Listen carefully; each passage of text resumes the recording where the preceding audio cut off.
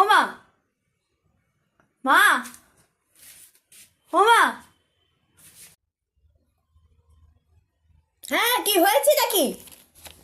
কতক্ষণ ধরে শুধু ডাকতেই আছে, ডাকতেই মে মে মে মে, কি হয়েছে দেখি?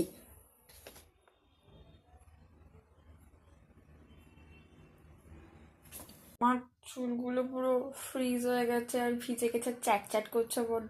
কি করা যায় বলো তো? আবার কিছুক্ষণ পরে আমাকে আবার বেরোতে হবে। Hair dryer? আচ্ছা ঠিক আছে, তো চুল ভিজে গেছে। তেরে কাজ কর, হেয়ার ড্রায়ারটা আছে, এই নে ড্রায়ার।